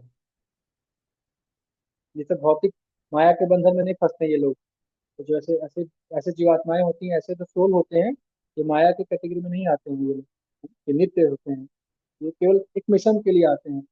तो ऐसे व्यक्ति के बारे में जरूर पढ़िएगा। 150 रुपये का किताब है, अमेजन पे मिलता है, ठीक है, तो इससे पढ़िएगा, रिक्वेस्ट है प्लीज।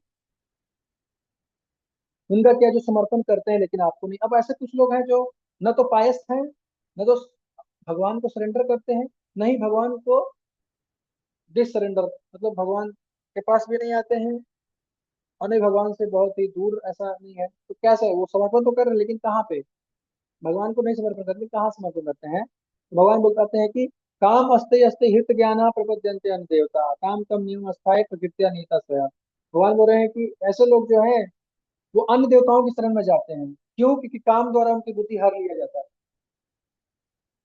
वैसा क्यों करते हैं? क्योंकि उनकी बुद्धि भौतिक इच्छाओं द्वारा भ्रमित हो जाती है ना। काम, भौतिक इच्छा, भौतिक इच्छा द्वारा भ्रमित बुद्धि को, बुद्धि रहता है उनका, इसलिए वो, हम बताए थे ना चैप्टर 3 में कि लस्ट 3 जगह होता है।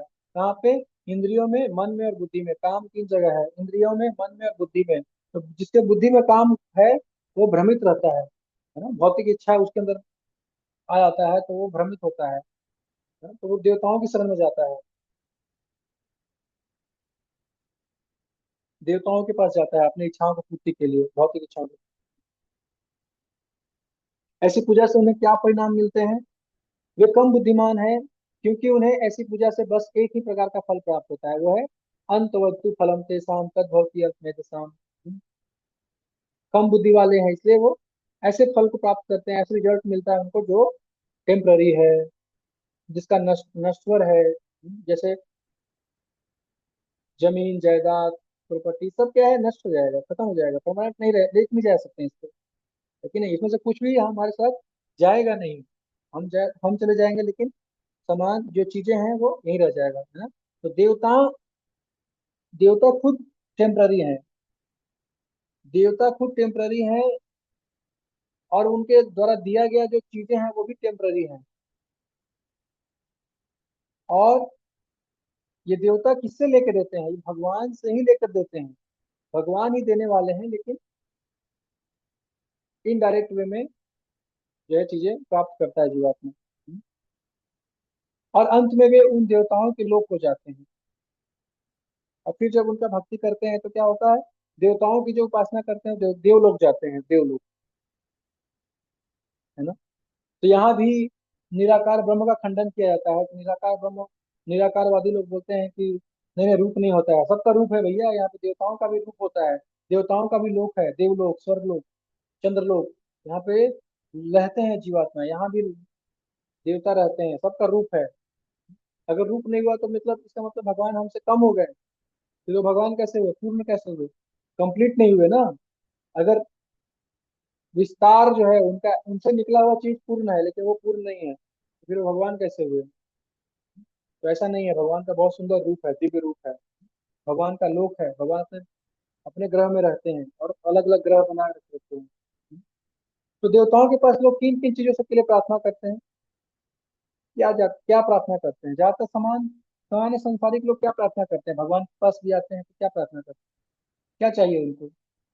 जनरल पीपल, बताइए, जनरल लोग क्या क्या चाहते हैं, प्रार्थना किस लिए करते हैं? वही सुख संपत्ति घर आवे, कष्ट मिटे बस, तनका। धन चाहिए, सुख मिले, परिवार स्वस्थ रहे, पाप कर्म से छुटकारा मिल जाए, सहायता कुछ मिल जाए, शांति मिल जाए, स्वस्थ हो जाए। बीमारी है तो भगवान, भगवान हे भगवान ठीक कर दीजिए, भगवान प्लीज ठीक कर दीजिए, ठीक कीजिए, मेरा बीमारी ठीक हो जाए भगवान प्लीज। मान्यता मांगते हैं, मान्यता। अगर मेरा ठीक हो गया तो मैं कामाख्या देवी जाऊंगी, मेरा अगर ठीक हो गया तो मैं जो है शिरडी पे जा करके चढ़ाएंगे हम ये। और अगर मेरा ठीक हो गया तो मैं जाऊंगा कहाँ, वैष्णो देवी जाऊंगा, वैष्णो देवी जाऊंगी। ऐसे मान्यता मानते हैं। तिरुपति जाएंगे, बाल बाल जो है भगवान को ऑफर कर देंगे, बाल टकलू हो जाएंगे। और कुछ लोग देश के लिए कि भगवान मेरा देश जो है इंडिया पाकिस्तान के मैच में जीत जाए, ओलंपिक में जीत जाए, मेडल मिल जाए, देश के लिए भगवान से प्रार्थना करते हैं। और कुछ लोग सफलता प्राप्त करने के लिए, भगवान प्लीज एग्जाम पास करा दो, हम्म, लड्डू चढ़ाऊंगा, नारियल चढ़ाऊंगा, भोग लगा दूंगा, है। तो भगवान भगवान के साथ बिजनेस कर लेते हैं। तो ये कुछ साधारण जो है लोग का डिमांड होता है। तो ऐसे लोग बुद्धिमान नहीं होते हैं, मूर्ख होते हैं, ज्यादा बुद्धिमान नहीं होते, कम बुद्धिमान होते हैं। क्यों? क्योंकि इनको पता नहीं है कि भगवान हमको क्या दे सकते हैं। मान लीजिए आप मुकेश अंबानी के पास गए और बोले कि हमको 10 रुपया दीजिए ना सर, 10 रुपया सर, प्लीज 10 रुपया। तो ये बुद्धिमानी है कि मूर्खता है? बताइए प्रदीप प्रभु।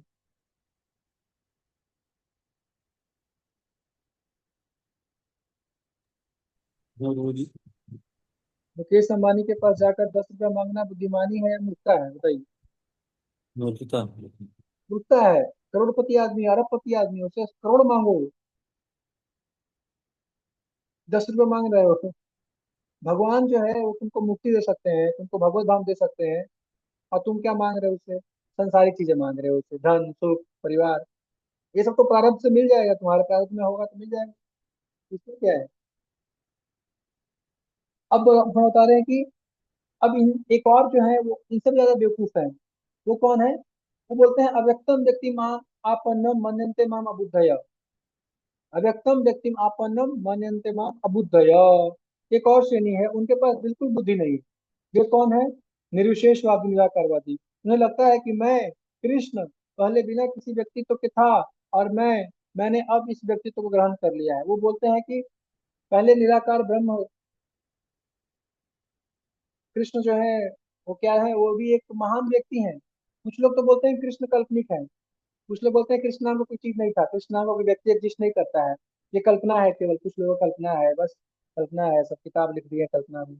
कुछ लोग ऐसा बोलते हैं। कुछ लोग बोलते हैं कि देखिए कृष्ण एक महान व्यक्ति थे, उनके पास कुछ एक्सटर्नली पावर था, लेकिन वो परम भगवान नहीं है, ऐसा मत बोलिए। ऐसा वो निराकारवादी बोलते हैं। वो बोलते हैं कि निराकार ब्रह्म ही परम सत्य है, और वही जो है वो कृष्ण राम बन के आते हैं। वो ब्रह्म ही राम बनते हैं, वही ब्रह्म ही कृष्ण बनते हैं, है ना? मतलब ब्रह्म सर्वोपरि है कृष्ण से, कृष्ण से ऊपर ब्रह्म है। ऐसा कौन बोलते हैं? अबुद्धया, जो दम बुद्धिहीन है, जिनके पास बुद्धि बिल्कुल जीरो है। ऐसे मूर्ख लोग, निराकारवादी लोग बोलते हैं कि भगवान पहले निराकार थे और अब साकार हो गए हैं, माया के कॉन्टेक्ट में आकर के साकार हो गए हैं, इसलिए दिख रहे हैं, और फिर निराकार हो जाएंगे। मतलब निराकार सर्वोपरि है, निराकार सर्वश्रेष्ठ है, और कृष्ण का रूप जो है वो सर्वश्रेष्ठ नहीं है, वो टेम्पररी है, माया का बना हुआ है, ऐसा बोलते हैं। वे यह क्यों स्वीकार नहीं करते कि आपका रूप शाश्वत है, भगवान का रूप शाश्वत है, ऐसा स्वीकार नहीं करते हैं। उनके लिए मैं अपनी आंतरिक माया से ढका हुआ हूँ, इसलिए वे मुझे नहीं समझ पाते। भगवान अपनी योग माया से अपने आप को ढक लेते हैं, इसलिए देख नहीं पाते हैं, समझ नहीं पाते हैं। तो प्रश्न उठता है कि माया बड़ी है भगवान कौन बड़ा है? माया ने भगवान को ढक लिया है, कौन बड़ा है बताइए। जैसे यहाँ पे अगर हम बात करें कि कृष्ण कृष्ण को मान ले सूर्य के समान और माया को बादल के समान, तो बादल ने किसको ढक दिया? सूरज सूरज को या मेरी दृष्टि को? क्या बादल सूरज को ढक सकती है?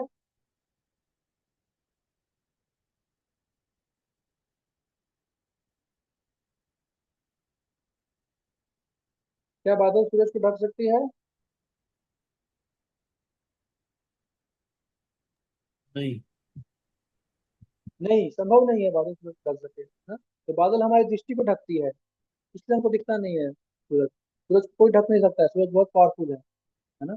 उसी प्रकार से कृष्ण को माया नहीं ढकती है, माया हमारी दृष्टि को ढक देती है ना? ताकि हम कृष्ण को देख नहीं सकते, क्योंकि हम योग्य नहीं है, तो माया हमें ढकती रहती है। तो अगर अगर भगवान माया के अधीन होते, अगर कृष्ण माया के अधीन होते, तो फिर भगवान बोल रहे कि अगर माया में दृष्टि को आवृत कर पाती तो मुझे सब कुछ अतीत वर्तमान और भविष्य और सभी प्राणियों के बारे में कैसे पता रहता, बताओ? क्या कोई माया में जो व्यक्ति है उसको पता होता है भूत भविष्य वर्तमान किसी का? भगवान को सबका भूत भविष्य वर्तमान पता है, हर एक व्यक्ति को, कृष्ण को सब कुछ पता है। तो कृष्ण कैसे माया में आ गए? भगवान इस बात को काउंटर कर रहे हैं यहाँ पे। वेदाहम संतितानि वर्तमानानि च अर्जुन, भविष्यानि च भूतानि माम तु वेद न कश्चन। मैं सबका भूत भविष्य वर्तमान जानता हूँ, लेकिन मेरे को कोई नहीं जानता, नोबडी नोज।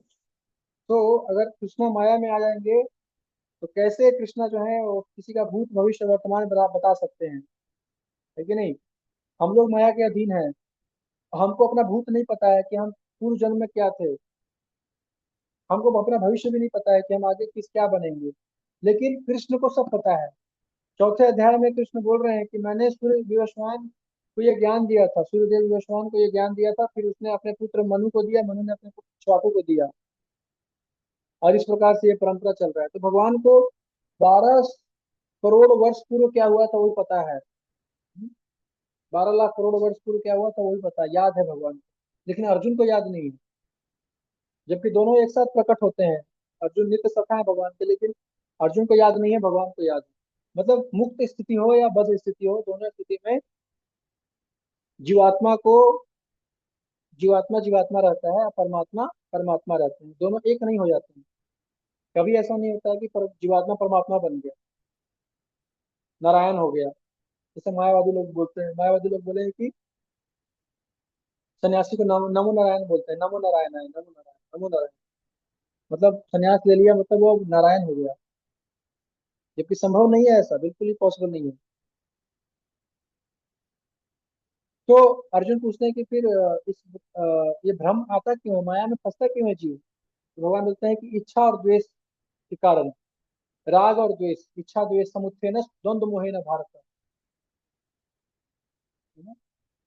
तो हर व्यक्ति के अंदर क्या है, दो चीज है, इच्छा और द्वेष, ये द्वंद्व है, ये द्वंद्व में फंसने के कारण है ना। हमको हम क्या, इच्छा है, भोग करना चाहते हैं, तो भोग करने में हमको जो चीज पसंद आता है वो अच्छा है, जो चीज नहीं पसंद आता है उसको हम छोड़ देते हैं, द्वेष करते हैं उससे, घृणा करते हैं उससे, घृण आता है, ये मुझे पसंद नहीं है, ची I hate you, I love you, ये क्या है, ये इसी कारण हम जो है माया में फंसते हैं। इंजॉय करने का जो टेंडेंसी है उसके कारण हम इच्छा द्वेष है। ये वीडियो मुझे पसंद है, लाइक डिसलाइक, लाइक डिसलाइक। तो इस भ्रम से कोई कैसे बाहर आ सकता है और आपको जान सकता है, ये द्वंद्व है, द्वैत में हम फंसे रहते हैं, है ना। जबकि संसार में कुछ अच्छा नहीं है, कुछ बुरा नहीं है, सब कुछ क्या है, सब कुछ बुरा ही है एक्चुअली में देखा जाए तो, संसार में कुछ भी अच्छा नहीं है, कुछ सब बुरा है। लेकिन क्योंकि हम इंजॉय करना चाहते हैं, लक्ष्य को फुलफिल करना चाहते हैं, तो इसलिए हम क्या करते हैं, हमको कुछ जो हमारे इंद्र तृप्ति में मदद करता है वो अच्छा है, लाइक देते हैं उसको। और जो हमारे मन के प्रतिकूल बोल दे, जो हमारे इंद्र तृप्ति में बाधा डाल दे, वो क्या है, द्वेष, द्वेष। लिविंग रिलेशनशिप को जो गलत बोल दे, द्वेष, उसके प्रति द्वेष करो, द्वेष, द्वेष, बैड। और जो लिविंग रिलेशनशिप को अच्छा बोले, गुड गुड गुड। इंद्र तृप्ति को जो अच्छा कर दे, वो मेरा दोस्त है, मेरा भाई है, आजा। तो ये जो है द्वंद्व है, इस द्वंद्व में फंसे रहते हैं जीवात्मा। इस भ्रम से कोई कैसे बाहर आ सकता है और आपको जान सकता है, तो उसका भगवान बता रहे हैं कि कैसे निकलेगा। जिसके पापों का नाश हो गया है, जिसका जिसके पाप नहीं बचे हैं, कोई पाप नहीं बचा है, उसका सारा पाप नष्ट हो चुका है। और जिसने पिछले और वर्तमान के जीवन में पवित्रता और पुण्य से कर्म किया है, जिसने पूर्व जन्म में और इस जन्म में, दोनों जन्म में जिसने पुण्य किए हैं बहुत, वही व्यक्ति इस भ्रम से बाहर निकल सकता है। जिसका सारा पाप नष्ट हो चुका है और जिसके पुण्य बहुत ज्यादा है, वही व्यक्ति इस भ्रम से बाहर निकल सकता है। तो हम लोग तो फिर, हमारा तो नैया अटक जाएगा। हम तो पाप किए हुए हैं बहुत ज्यादा, बचपन से ही पाप किए हुए हैं, पुण्य तो बहुत कम है, कुछ नहीं है, लेकिन पाप किए हुए हैं खूब सारे। तो हमारा क्या होगा, तो वो बता रहे हैं कि कोई बात नहीं, अगर ये 6 चीजों को जान लेते हो तो भी तुम निकल जाओगे इस माया से। ब्रह्म, अध्यात्म, कर्म, अधिभूत, अधिदेव, अधियज्ञ। तो ये 6 चीजों के बारे में भगवान जो है अध्याय 8 में बताएंगे। किसमें बताएंगे, अध्याय 8 में बताएंगे, है ना। तो यहाँ पे अध्याय 7 समाप्त होता है ना। अध्याय 7 का नाम क्या था, भगवत ज्ञान, साइंस ऑफ गॉड, कृष्ण के बारे में जानेंगे हम। तो ज्ञान विज्ञान योग भी बोलते हैं इसको, विशेष ज्ञान द्वारा योग। शक्तियां हैं इसमें, कृष्ण की शक्तियों के बारे में बताया गया है, material energy and spiritual energy, दोनों के बारे में हम देखें। और एक और शक्ति के बारे में पता चला, वो है त्रिगुणात्मक शक्ति, माया शक्ति। तो बहुत सारी शक्तियां हैं भगवान के पास, ये तो हम यहाँ पे तो केवल 3-4 शक्ति देखे हम, बाकी आगे भी बताएंगे। भगवान शक्ति, भगवान अनंत शक्तियां हैं भगवान। तो कृष्ण के बारे में जान, ये जो अध्याय था वो कृष्ण को समझने के लिए था, कृष्ण को समर्पित था। शिक्षाएं क्या है, पहली शिक्षा है कि सुनना सरल है। कैसे सरल है सुनना, तो बस बैठ के सुनना ही तो है, बैठ जाइए बस कहीं पे सामने से बैठ जाइए सुनना। पर कठिन भी है। क्यों कठिन है?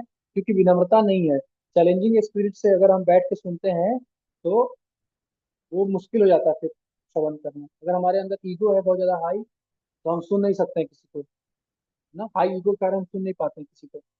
ये क्या मेरे को सिखाएगा, ये बताएगा, मेरे को पता है, इससे ज्यादा पता है, ये ज्ञान मेरे को, ये मेरे को क्या सिखाएगा? False ego. विनम्रता चाहिए सुनने के लिए, विनम्रता। मेरे को कुछ नहीं आता है, I am fool number one. जो ऐसा सोचता है कि मैं मूर्ख हूँ, मेरे को कुछ नहीं पता है, ना, वो व्यक्ति सीखता है, वो व्यक्ति सुनता है। और जिसको पता है कि मुझे सब पता है, मेरे को क्या सिखाएगा, कौन सिखाएगा, हट, मेरे को नहीं सुनना, तो वो व्यक्ति कोई नहीं सिखा सकता है, कोई नहीं सुना सकता है, ना। तो उसके लिए सुनना क्या है? डिफिकल्ट है। और जो विनम्र है उसके लिए सुनना सरल है। बैठ के सुनना है, कुछ नहीं है, कुछ नहीं करना, बस सुन के भक्त बन जाएंगे आप। परीक्षित महाराज क्या किए? बस सुन गए, 7 दिन सुने बैठ के बस। तो सुन करके भक्त बन जाएंगे केवल, और कुछ नहीं करना है भक्ति में। लोग बोलते हैं भक्ति में ये छोड़ना पड़ेगा, वो छोड़ना पड़ेगा, सब छोड़ना पड़ेगा। अरे बाप रे बाप, कुछ नहीं छोड़ना है भाई साहब, बस केवल कथा में बैठना है आपको। सिर्फ हरी कथा जहाँ हो रहा हो, शुद्ध भक्तों के माध्यम से, शुद्ध भक्तों के मुख से जो कथा चल रहा है, वहां पे जाके बैठ जाइए बस। दूसरा शिक्षा क्या है? दृष्टिकोण महत्वपूर्ण है। दृष्टिकोण यहाँ पे भगवान बता रहे हैं कैसे भगवान को हम हर जगह देख सकते हैं। जल में, हैं? अग्नि वायु सब में भगवान है। कैसे लाइट जब हम मिलता है हमको, तो हमको भगवान को देखना चाहिए, याद करना चाहिए, कृष्णा की वजह से लाइट मिल रहा है, कृष्णा की वजह से पानी में स्वाद है, कृष्णा की वजह से हीट मिल रहा है, कृष्णा की वजह से ताकत मिल रहा है, शरीर में जो एबिलिटी है वो कृष्णा देते हैं। कृष्णा से सब कुछ आ रहा है। ये चीज हमको याद रखना चाहिए। दृष्टिकोण ऐसा हम बना लेंगे तो हमको हर जगह क्या है? अच्छाई दिखेगा, हर जगह कृष्णा दिखेगा। दृष्टिकोण चेंज करना, वो जो विजन, कैसे हम देख रहे हैं चीजों को, कैसे हम देख रहे हैं किसी व्यक्ति को, वो दृष्टिकोण जानना चाहिए। निस्वार्थता आकर्षित करती है ना। निस्वार्थता बहुत जरूरी है किसी भी रिलेशनशिप में, चाहे फादर मदर हो, चाहे हस्बैंड वाइफ हो, चाहे फादर सन हो, चाहे डाउटर सन हो। ये सब आपस में भाई बहन का संबंध हो या प्यार का कोई भी संबंध है, तो उसमें निस्वार्थता जितना होगा उतना ही अच्छा है, उतना ही वो रिलेशनशिप टिकेगा। जितना स्वार्थ लाएंगे उतना ही वो रिलेशनशिप खराब होता है। स्वार्थ के कारण रिलेशनशिप खराब होता है, डाइवोर्स होता है। और निस्वार्थ रहेंगे, डाइवोर्स नहीं होगा, तलाक नहीं आएगा। स्वार्थ रहता है हमारा, कुछ अल्टीरियर मोटिव एजेंडा रहता है। अगर कुछ नहीं रहेगा, केवल निस्वार्थ रहेंगे, प्रेम, निस्वार्थ प्रेम करेंगे, तो आकर्षित कर सकते हैं हम लोग, रिलेशनशिप हमारा स्ट्रांग बनेगा। तो निस्वार्थता आकर्षित करती है। शरणागति एक कड़ी है भगवान तक पहुंचने के लिए। क्या है?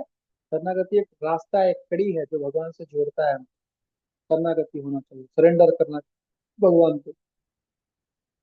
मानस देह गेहूं जो किछु मोर, अर्पी लो तुआ पदे नंद किशोर। मन से, मन में, मन, मानस देह गेह, मन, अपना मन, अपना शरीर, अपना घर, अपना परिवार, सब कुछ क्या मैं कृष्ण को अर्पित करता हूँ। जो कुछ है सब आपका है प्रभु, आपके चरणों में समर्पित। शरणागति। और पसंद और नापसंद में नहीं लटकना चाहिए हमको, है ना। कई बार होता है कि हमको कोई चीज पसंद है लेकिन वो हमारे लिए बेनिफिशियल नहीं होता है, और कई बार कोई चीज हमको नहीं पसंद है लेकिन हमारे लिए बेनिफिशियल होता है। लेकिन हम उसको पसंद और नापसंद के कैटेगरी पे अगर हम जज करेंगे तो वो अच्छा नहीं है हमारे लिए, फिर लॉन्ग बेनिफिट नहीं है, उसमें बेनिफिट नहीं है, नुकसान हो जाएगा, है कि नहीं। जैसे हम, पसंद है गुटखा खाना, लेकिन गुटखा क्या है? नुकसानदायक, है कि नहीं। और जैसे करेला का जूस पीना बहुत फायदेमंद होता है, लेकिन टेस्टी नहीं है, पसंद नहीं है। तो कोई चीज बहुत बेनिफिशियल होता है लेकिन पसंद नहीं होता है, तभी वो उसको करना चाहिए, है कि नहीं। नहीं प्रभु जी मन नहीं लग रहा है, मेरा मन नहीं कर रहा है, ये क्या बात हुआ? ये सही नहीं है। आज आपका मन नहीं लग रहा है, कल आपका मन लग गया है, ऐसा मन से नहीं चलना है। क्या करना है? बुद्धि से चलना है हमको। जो मेरे लिए बेनिफिट है उसको वो करना ही करना है। जैसे दवाई होता है, वो कड़ा होता है, कड़वा होता है, लेकिन हमको पता है कि ये दवाई जो है मेरे को ठीक कर देगा, मेरे स्वास्थ्य को ठीक कर देगा, मेरे शरीर को ठीक कर देगा, ताकि मैं दोबारा से अपना काम को कर सकूं अच्छे से, ताकि मैं इस जीवन को और अच्छे से जी सकूं। इसके लिए शरीर को स्वस्थ रखना जरूरी है, और स्वस्थ रखने के लिए मुझे कड़वा दवाई पसंद खाना पड़ेगा, चाहे मुझे पसंद हो या ना पसंद हो। पसंद नापसंद के आधार पर नहीं चलना है हमको, है ना। कि मन का क्या है, मन तो आज बोलेगा ये पसंद है, वो पसंद है, वो नहीं पसंद है, ये मन तो पागल है, इसके चक्कर में नहीं फंसना है। बुद्धि से विचार करना है कि मेरे लिए क्या बेनिफिट है। ये गीता क्लास मेरे लिए बेनिफिट है। हो सकता है कि मुझे मजा नहीं आ रहा है क्लास में, बोरिंग टाइप का लग रहा है, इससे अच्छा मैं कोई फिल्म देख लेता 2 घंटे बैठ के। नहीं, फिल्म चाहे कितना भी अच्छा हो, उसमें क्या दिखाते हैं, बस ये सब लस्ट को बढ़ाएंगे उसमें, और क्या। लेकिन गीता सुन लेंगे हम तो जीवन भर काम आएगा। हमारा असली बेनिफिट है हमारा इसमें। अब वो पार्ट टाइम प्लेजर देता है, लेकिन वो बेनिफिशियल नहीं है। हमारे हमारे दिमाग में गंदगी डाल देता है। मूवी देख करके अपने दिमाग में गंदगी डाल रहे हैं, है ना। बॉलीवुड की मूवी देखेंगे ना आप, तो आप स्त्रियों के प्रति सम्मान करना भूल जाएंगे। इतना गंदगी दिखा भर दिए हैं उसमें कि आप सम्मान नहीं कर सकते किसी से। इतना बॉलीवुड में न्यूडिटी भर दिया गया है, गंदगी डाल दिया गया है, नहीं देखने लायक होता है। लेकिन तो हम पसंद नापसंद के आधार पर नहीं चलेंगे जीवन को। नहीं पसंद है तो भी करेंगे, समझ रहे हैं? तो नहीं पसंद है तो भी करेंगे। जैसे जॉन्डिस का जो रोगी होता है, उसको गन्ने का जूस पीने को बोला जाता है, लेकिन गन्ने का जूस उसको बहुत कड़वा लगता है, लेकिन फिर भी उसको पीना चाहिए उस चीज को, क्योंकि वो ठीक कर देगा उसकी जॉन्डिस को। अगर पसंद नापसंद के चक्कर में रहेगा तो क्या होगा, मर जाएगा वो, जॉन्डिस उसको बढ़ जाएगा, खत्म हो जाएगा वो। इसलिए पसंद नापसंद के आधार पर नहीं जीना चाहिए जीवन को। जीवन को बुद्धि से जीना चाहिए, है ना। जीवन जियो शुद्धि से, काम करो बुद्धि से। बुद्धि से काम करना चाहिए, जो हमारे लिए बेनिफिट है, जो हमारे लिए सबसे ज्यादा बेस्ट है, वो चीज हमको लेना चाहिए, चाहे वो पसंद हो या ना पसंद हो। माला करना, नाम जपना पसंद हो ना पसंद हो, लेकिन फिर भी नाम जप करना है। करना है, चाहे पसंद हो या ना पसंद हो, करना है, क्योंकि वो मेरे लिए बेनिफिशियल है ना। एक समय आएगा जब उसमें आनंद आएगा, उस नाम जप में आनंद आएगा। हरे कृष्ण हरे कृष्ण हरे हरे, हरे राम राम राम हरे हरे। इसमें इतना आनंद आएगा कि हम कब 64 माला कर लेंगे पता ही नहीं चलेगा, कब हम 1 लाख नाम जप कर लेंगे पता नहीं चलेगा। तो ये बेनिफिट होता है। बेनिफिट के बारे में सोचना चाहिए, बेनिफिशियल क्या है। तो अध्याय का सारांश, सुनो और भगवान कृष्ण को जानो, है ना। सुन करके भगवान को जानो। 8वें से 12वें में भगवान किस प्रकार प्रत्येक वस्तु के आधार हैं, ये बताएं। 13वें से 19 श्लोक में शरणागति क्यों, कौन होता है और कौन नहीं, शरणागति क्यों जरूरी है, शरणागति कौन होता है और कौन नहीं होता है, वो बता दिए। फिर 20 से 25 में शरणागति करते हैं कुछ लोग, लेकिन गलत स्थान पे करते हैं। और 26 से 30 में बता रहे हैं भ्रम का कारण क्या है और मुक्ति का उपाय। ठीक है। हरे Krishna.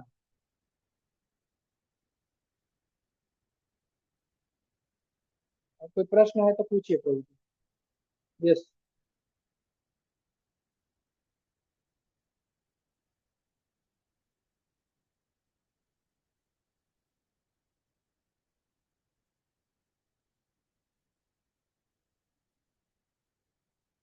Yes, question answer session. क्या समझ में आया प्रदीप, बताइए।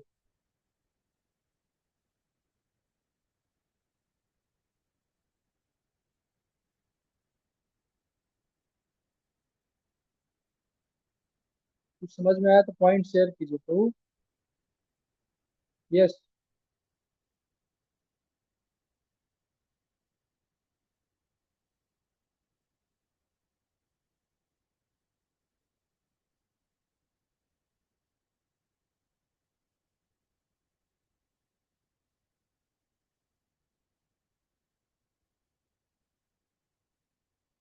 हरे कृष्णा।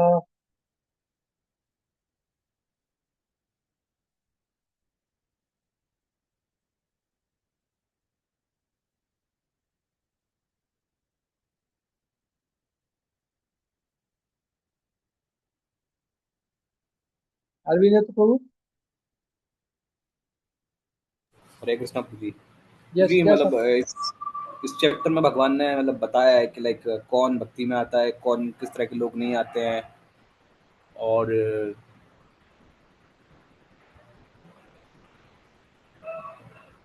भगवान कैसे मतलब अपनी माया शक्ति के थ्रू ये जगत को कंट्रोल करते हैं।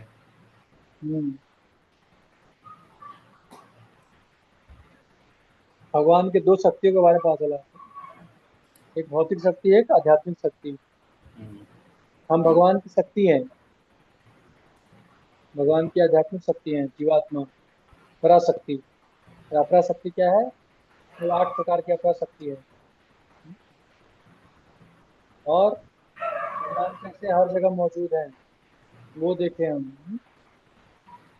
और भगवान को हम क्यों नहीं देख पाते हैं? क्योंकि तीनों गुणों से हम लोग मोहित हैं, तीनों गुणों के पर्दे लगे हुए हैं हमारे नेत्रों पे, हमारे आंखों पे।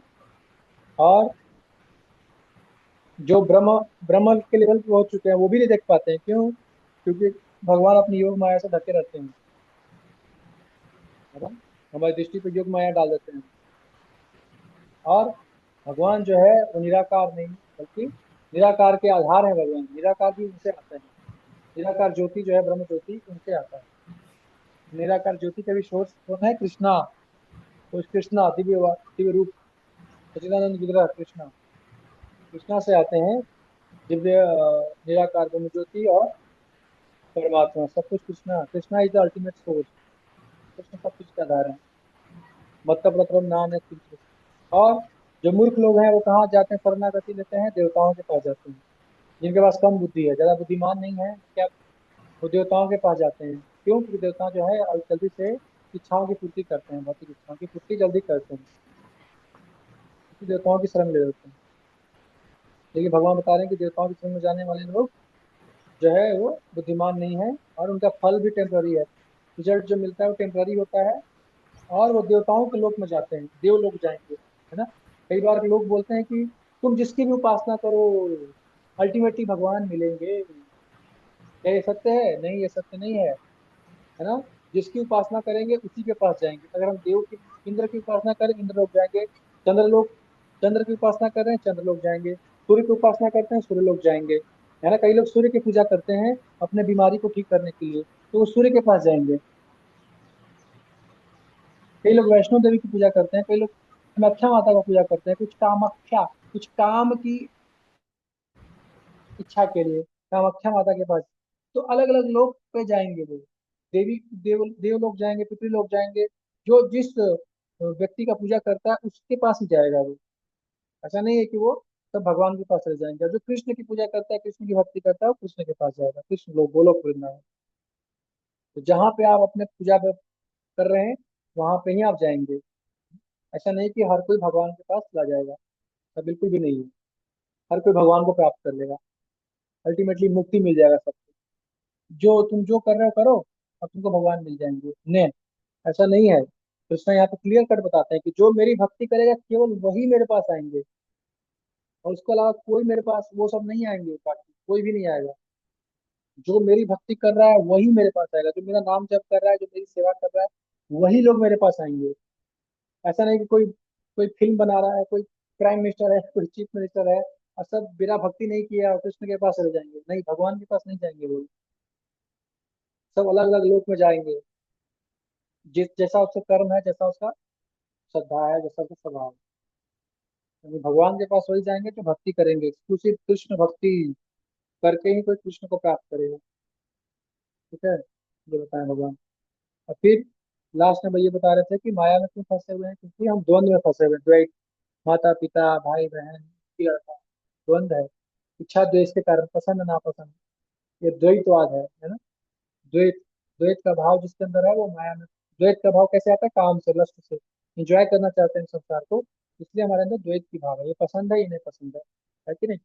जैसे व्यास व्यास जी जो है तो सुखदेव गोस्वामी के पीछे भागे, सुखदेव गोस्वामी जंगल में भागे। जब जंगल में जा रहे थे सुखदेव गोस्वामी, तो कुछ स्त्रियां नग्न होकर के नहा रही थी जल में। तो जैसे ही सुखदेव गोस्वामी पास करते हैं तो वो स्त्रियां जो है अपने कपड़े को, वस्त्र को नहीं ढकती हैं, क्योंकि सुखदेव गोस्वामी 16 साल के जवान हैं और नंगे हैं। फिर भी स्त्रियां जो है अपने बदन को नहीं ढकती हैं।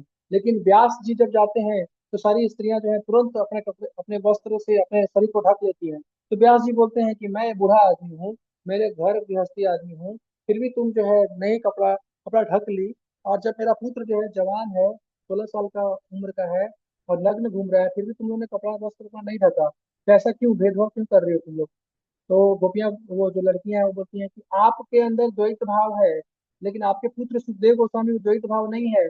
वो स्त्री पुरुष को अलग नहीं देखता है ना। उसके अंदर ये भाव भेदभाव द्वैत बुद्धि नहीं है। स्त्री और पुरुष अलग अलग नहीं देखता है।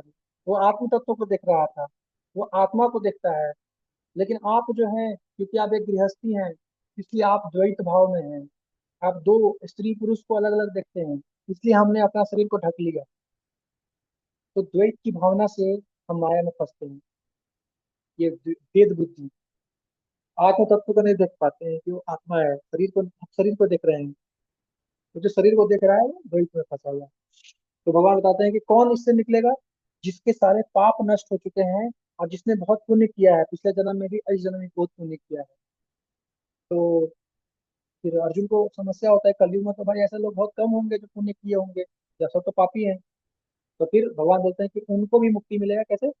ये 6 चीज को जान ले कोई, अधिभूत अधियज्ञ अधिदैव क्या है, कर्म क्या है, अधियज्ञ क्या है, इसको जान लेगा 6 चीजों को, तो उसको भी मिलेगा। तो 8वें अध्याय में बताएंगे, ये 6 चीजों का एक्सप्लेनेशन करेंगे भगवान, अध्याय 8 में। ठीक है। हरे कृष्ण। तो आप सबको जन्माष्टमी का बहुत बहुत बधाई हो। कृष्ण जन्माष्टमी आप लोग खुश रहें, कृष्ण जन्माष्टमी को हाँ अच्छे से जी, मनाइए, और अभी परिवार आपका जन्माष्टमी। स्वस्थ रहे, सुखी रहे ना। आप हमेशा आनंद में रहिए, हमेशा खुश रहिए, और भगवान की भक्ति में लगे रहिए। जितना हो सके उतना भगवान की भक्ति करिए ना। भगवान की भक्ति कीजिए, नाम जप कीजिए। आज तक खूब नाम जप करना चाहिए, नाम जप कीजिए, खूब सेवा कीजिए, जो भी सेवा मिलता है सेवा कीजिए। ठीक है। Thank you very much. Hare Krishna. Hare Krishna Prabhu, thank you.